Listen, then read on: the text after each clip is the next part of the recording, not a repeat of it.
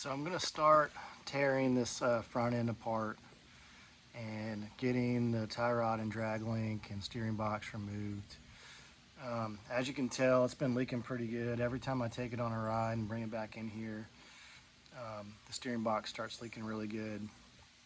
I've had a bunch of CJ7s come in here for some work, and I help people on the side when I'm not doing my full-time job.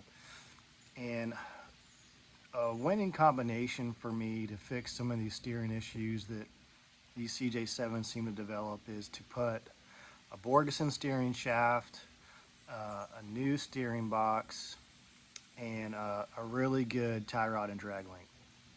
And in the past, I've gone and used the readily available Rugged Ridge tie rod and drag link, and I've never had any problems with that.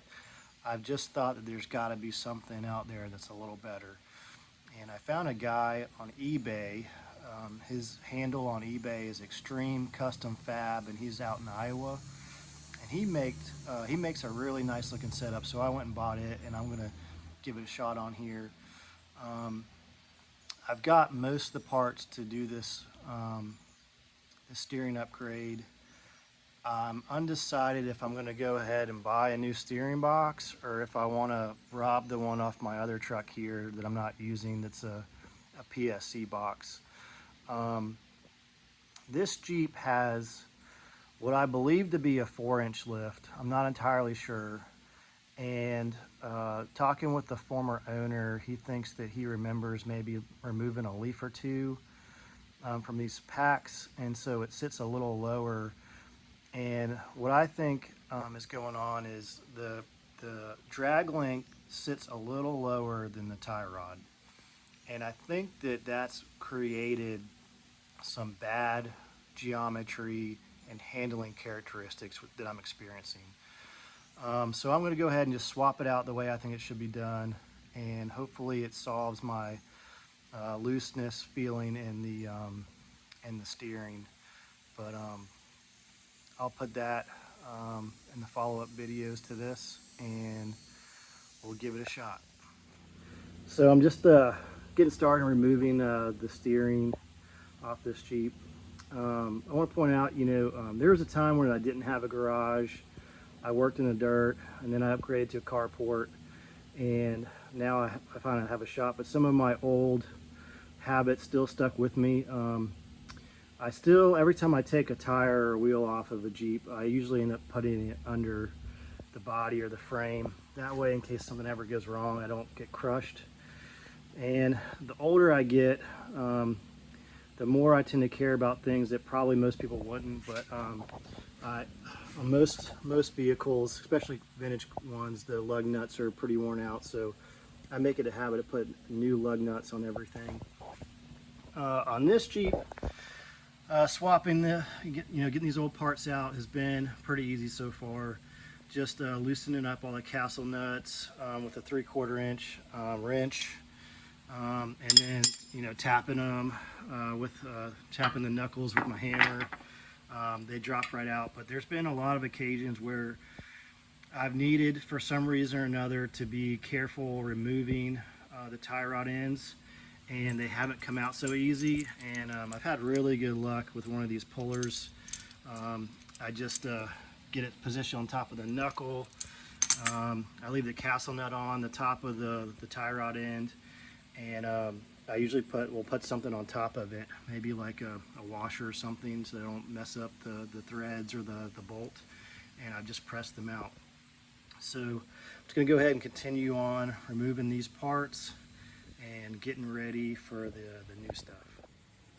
So when I got this Jeep, it didn't leak at all, and the steering issues I encountered were present in the Jeep, and so I started doing my routine of just replacing certain wear items that I think are heavy wear items on CJs. And the first thing I did was the steering shaft, and in doing so, I think that I damaged the back seal of the steering box. I think that's how the leak originated. And so I'm going to be fixing that, swapping this box out. But I want to talk about pitman arms for a second.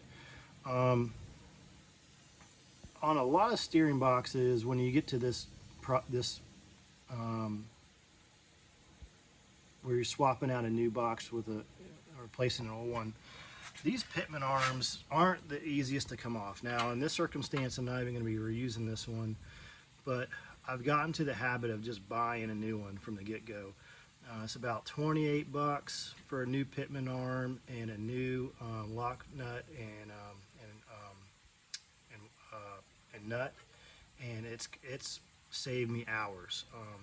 I've exhausted countless of hours and broken a lot of tools trying to get some of these pitman arms removed, and it's just it's never been in my best interest to spend the time to try to save one for whatever reason. So I won't be keeping this one because it's got a significant drop on it.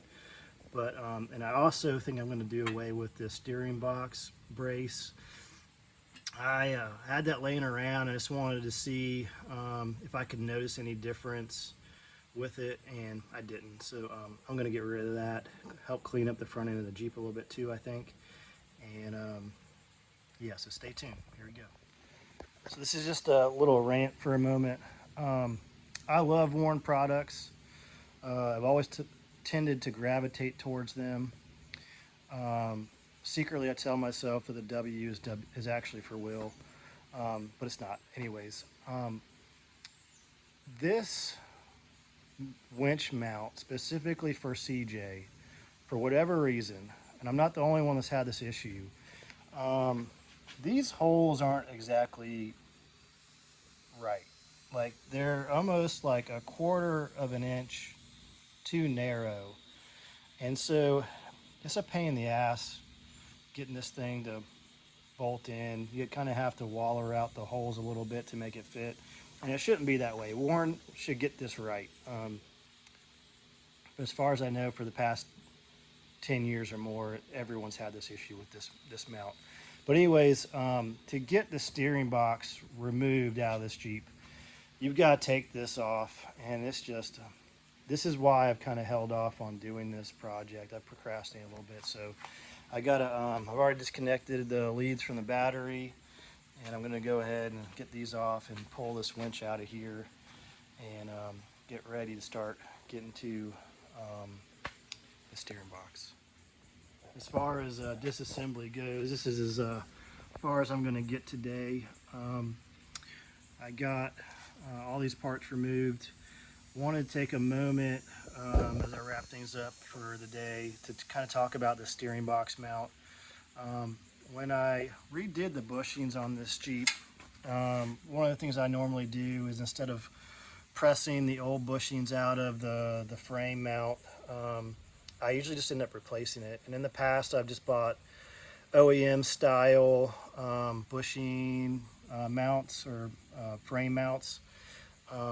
But for this Jeep, I ended up getting these from Fishbone Off-Road, and I really like the design. I think they're a lot stronger, much better looking than the factory style. But when it came to this, installing this steering box mount, I did have to notch it to fit on this shoulder. And so if you're looking at doing a setup like this, just know you're going to have to notch it and clearance it a little bit to fit just right. It wouldn't bolt up to the neck of this steering box without doing that. I've installed a handful of these on customers' Jeeps at request, and I just never have noticed a significant improvement. I know there's a lot of people raving about these online, but I'm just not one of them. I don't plan on putting it back on, so I'll give it a shot and tell you how it all concludes at the end. On this Jeep, I also did caster correction. Typically on these CJs, for about every inch of suspension lift I add 1 degree of caster to the axle. I think these are 3 degree, or maybe they're 6. I can't remember what they are, but I put some shims in there to shim it, add the caster back to the way it should be. And that about wraps it up. So stay tuned, and I'll circle back around to getting the steering box off and removed, and draining the fluid, and then I'm going to be tapping this side of the knuckle to do the top mounted drag link. Also, just the last word for this video, in case you're wondering, Deepwood Garage, I live on Deepwood Drive in Charleston, and this is the name of my little side business here. So if you're wondering what Deepwood Garage is, that's my own thing. And there's my street sign that I found. And yeah, so stay tuned. And to my one follower on YouTube, thank you for following. I hope this is a start to something big for me. I hope I get a lot more. And I really hope that above all, I help someone else along the way fix the problems with their old Jeep. Thank you.